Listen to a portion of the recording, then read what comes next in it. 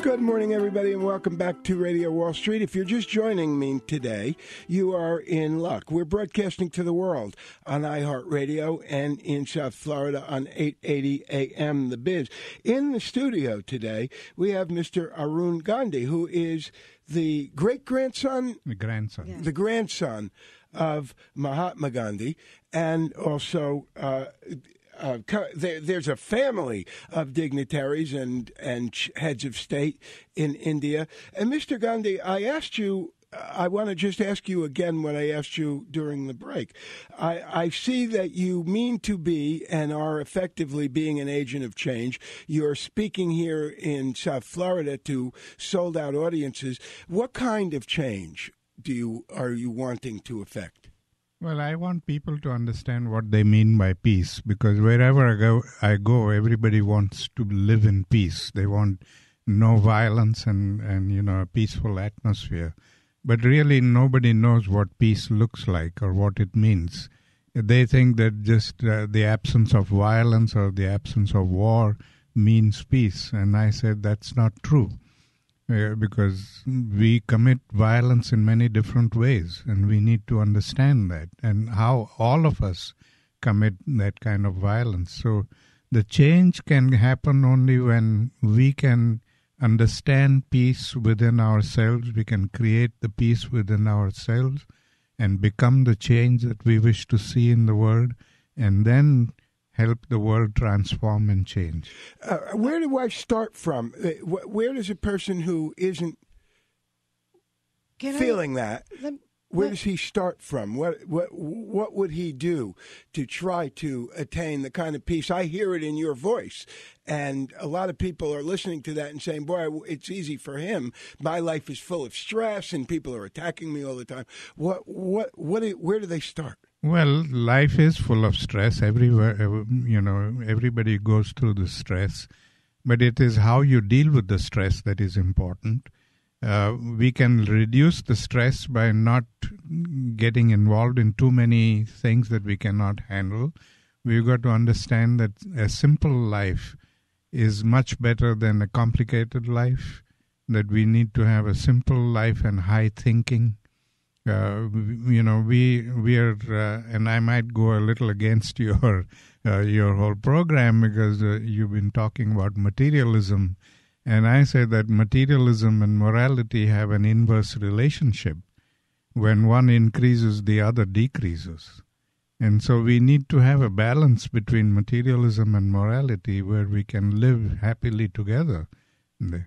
Well, Mr. Arun Gandhi, Art Talk listeners and Money Man listeners on this segment of Art Talk, I am so happy and honored to have you. And just for our listeners, we want to let them know that Arun Gandhi is a peace activist. And for the last 5 years, he has traveled around the world with his teachings, the fifth grandson of Mahatma Gandhi. And you wrote several books, and your books, the first one being A Patch of White, where you were talking about all the prejudice in South Africa, and you wrote 2 books based on poverty and the politics in India, and also on the teachings of your grandfather. I mean, all this being brought up in the environment as a young kid. When did you know you wanted to continue the footsteps of what your grandfather's philosophies? I don't think there was a special aha moment for me. I think it just kind of built up because I saw this happening from my childhood. I saw my parents dedicating their life to this kind of work, and I grew up in that kind of atmosphere. And when I grew up and became an adult, and in the beginning I had to work as a journalist to raise my family and keep them well. But once my kids were grown and my responsibilities towards them was over, then I spread my message out, and I thought now I can share things that I learned from my parents and grandparents as widely as possible. And so it just kind of built from one step to the next. In Gandhi's Wit and Wisdom, the book of the essays, A World Without Violence, do you think that the ultimate dream can be achieved of peace? I mean, you've been such an activist about peace and world peace and inner peace. How do you see that dream becoming a reality today? Do you see it versus 5 years ago when you started? I think we can do it. I think people do want it. They don't like the strife and the violence and all that. And I think it is possible to live there, but it needs a lot of sacrifice. It needs a change in the kind of lifestyle that we enjoy. We need to consider the fact that we cannot live in stability and security in one part of the world while the rest of the world is going down the tube.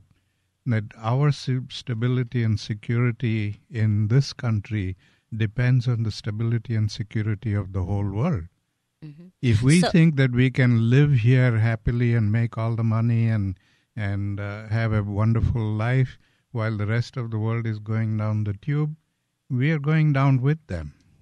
So when you try to enlist people's idea and thought about how to live in peace, do you, with this world which is full of fast food, instantaneous, everything is fast, like iPhone, a cell phone, how do you penetrate that to the public or to the little ones? We'll get right that back. when we come back right after this break. We'll get Mr. Gandhi's answer. We're speaking to Arun Gandhi, who is appearing in South Florida, and we'll tell you exactly how you can find him and see him, and also read more about his work right after this break. This is Good morning, Art Talk listeners on The Money Man. We're back with India's legendary leader, the grandson of Mahatma Gandhi, Arun Gandhi. Good morning. Good morning. Well, you are visiting South Florida for the past 5 years. You have gone around promoting in different symposiums and conferences in many universities. You have been promoting peace and nonviolence. And so with that said, I wanted to ask you, there is a huge symposium dedicated to the memory and the holiness of the renowned spiritual leader of the Kriya Yoga Institute. And so in celebration, you're here in South Florida for this. Yes. And so yesterday was the first symposium in FIU. Yes. And so I heard that there was thousands and thousands, that you a large audience. And what did you, what was special? What did you, what was the questions and reaction of your audience? Well, they were very interested and especially interested in nonviolence and peace. And I tried to, explain to them what it means and how we need to create that peace within ourselves before we can create it outside. We have been trying all these years to create peace without knowing what it really means or what it looks like. And so we can't create something when we don't know what it looks like.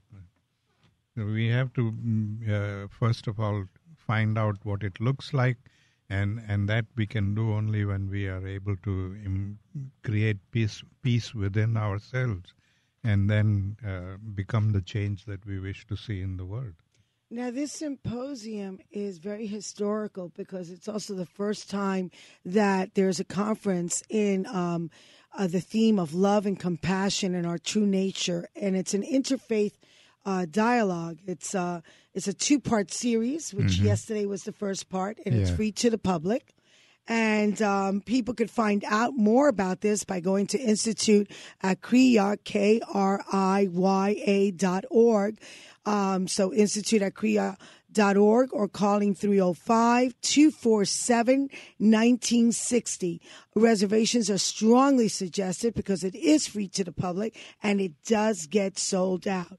Now, the celebration of Kriya Yoga Institute 40 years ago exactly to the date coming into the Western Hemisphere here, and this celebration of a Q&A with the audience, the purpose of the both event is to promote what you live for, what your great-grandfather Gandhi lived for, was to promote the compassion and the intercultural understanding through non-political forums. Mm-hmm. And so everybody, Judaism, Buddhism, Christianity, Jainism, Islamic, everyone is welcomed. And it's all to share that one message of nonviolence and peace. Yeah, that's the philosophy of nonviolence means creating a kind of respectful relationship between people and between their philosophies and their religion.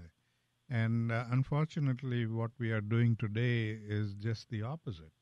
Instead of living in understanding and love with each other, we are always dividing people between religions, between philosophies, between race, between color, and all kinds of divisions are created there. And the more divisions we create between people, the greater the conflicts that exist there. So we've got to learn to understand and respect each other. And what we are doing over these 2 days in the Interfaith Conference is making people aware that religion is like climbing a mountain. We are all ultimately going to the same peak. So why should it matter to anybody which side of the mountain we choose to climb up from? It's a personal choice. And if we respect everybody's personal choice of climbing up that mountain, we will understand what we really mean by spirituality and what we really mean by God, and how we can create that awareness and that peace, spiritual peace within ourselves. I have to tell you, it's amazing that your whole family and all they've lived for is to teach, and coming from India and the poverty places of India and having the international impact eternally profound resonates in communities, resonates all within us. We always go down deep inside that hole that no matter how much money, no matter how many Prada bags, how many Christian Louboutin shoes you could have, there you can't take them to your higher kingdom of peace that is within ourselves. Exactly. And so how many more bags can you buy? How many more savvy deals can you do? The truth is that we have everything inside. We always look for the grass thinking it's greener on the next side. Mm-hmm. And you get there and you find out it's artificial turf. Exactly. And, going back to the earlier question that the lady asked me about how do we simplify our life, it's up to us, up to each individual, when we can say that enough is enough. I don't want more than these kinds of things, because we could get trapped in the material pursuit and never find an end to it. Every day we'll find something new that we need and we want, and we just are obsessed with it, and we go and get it, and then ultimately it means nothing, because the next day there's something else that we want, and that, it just goes on. So it's up to every individual to realize that we are not going to get trapped in this kind of pursuit of materialism, but we need to know that there is more to life than just making money. If we don't have a good relationship with people, if we are not honored and respected and loved by people there, then life is meaningless. You could have millions of dollars, but if nobody loves you, what is good with your life? Absolutely, sir. And I have to tell you, ARUN GANDHI, that I teach my children from young, because everything starts with your children. Mm-hmm. And, it's hard to make an old trunk sway in the wind. We can do it if we chop enough at it and push with a lot of force, it could start swaying. But when you get them young, and I always tell my child, you do not live this life until you give back life. Mm-hmm. And that is helping someone, taking them and changing their course of life, giving them that enlightenment is what I would say. I think it's a very good idea, although I would like to explain to the listeners that telling children is not enough. They learn more from what they see us do rather than what they see us tell them, hear us tell them. So we have to live what we want them to learn. And it's only through our own life and experiences that we can teach them proper things. Because talking sometimes is meaningless. I often go around and I hear parents telling their children, I love you, and yet inside them they're so angry with the kid because she or he is not behaving. And that love you doesn't mean anything. And sometimes the children realize that. Right. And they know that the mother really doesn't mean it. She doesn't love me. And, so it's not the actions. just telling, but it's the action. My parents never told me in all my life that they loved me. But I knew from their actions and from their relationship with me that they had, absolute love for me. Right. And that's what we need to do. And absolutely, I agree with you. What you're doing in this symposium tonight, there is another part 2 of this series of the love, compassion of our true nature and interfaith dialogue. And it begins at 6:30, concludes at 9:30. There's a Q&A. And tonight, where is the symposium for May 22nd, which is this evening on Thursday? Is it going to be in the Unity Church in Fort Lauderdale? And it starts at 6:30. You want to go to institute@kriya.org. And so we're going for a break, and we'll be back with ARUN GANDHI, our talk listener. Well, our talk listeners and Money Man listeners, we're back with the leader of India, the 5th grandson of Mahatma Gandhi, ARUN GANDHI. Good morning again, sir. Good morning. We are so excited. If you just tuned in, ARUN GANDHI is here for the very first time. The conference here in Miami, in South Florida, Fort Lauderdale, and Miami. Yesterday they were at FIU, sold out at the Graham Center. Love and compassion are our true nature. And so that is a dialogue, which is an interfaith. It doesn't matter if you're Christian, if you're Judas, if you're from Islamic. The whole thing is we all want to get to the top of that mountain. And it doesn't matter which side you decide to climb. Exactly. And so your words of inspiration and your words that resonate and continue with the leadership of India from your grandfather, and you continue in those steps. Now, your grandfather, he really shunned away a lot of natural pleasures, human pleasures. Mm-hmm. And that was an extreme way of showing the world, this is the way, I live. These are my teachings. Now, in the way of shunning things, which is one of the first things you would say a person can start walking into the path of true peace, inner peace? Well, my grandfather took it to the extreme because he had a purpose. He was not only simplifying his own life, but he was looking at the political situation in India, and he found that there were millions of people who were living in extreme poverty.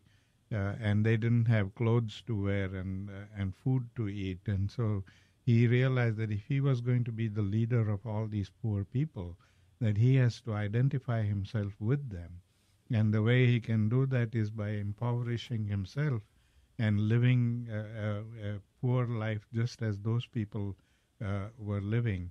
And that is how he was able to gain the affection and the allegiance of the poorest people in India and the richest people.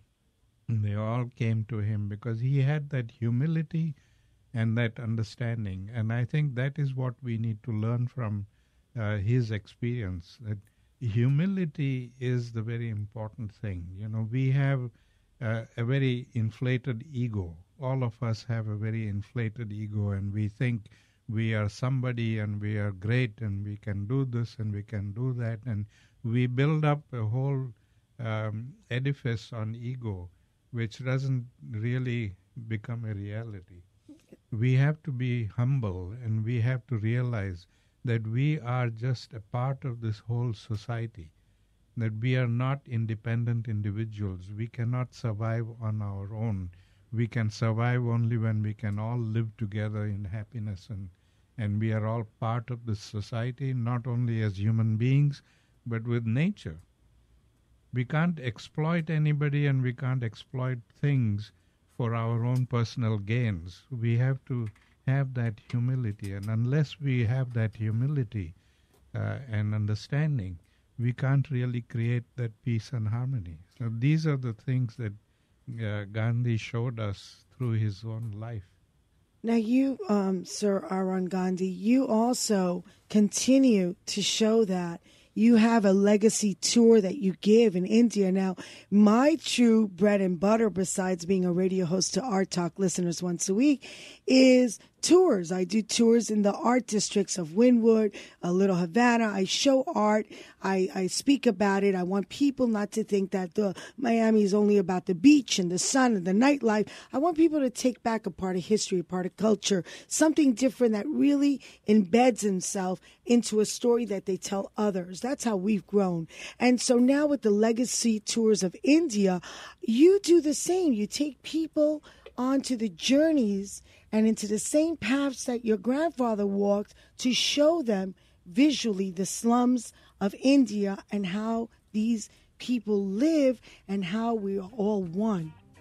Yes, it's a little more than that. When I started working and talking about and teaching the philosophy of nonviolence, I realized that people need to see the practice of nonviolence in daily life and how this can happen. And so what we do on the Gandhi Legacy Tour is that we go out to the projects in India where people individually and collectively have sacrificed their lives to bring about happiness for other people. What they are doing for the poor, for the oppressed, how they are changing their lives, how they are developing programs for them.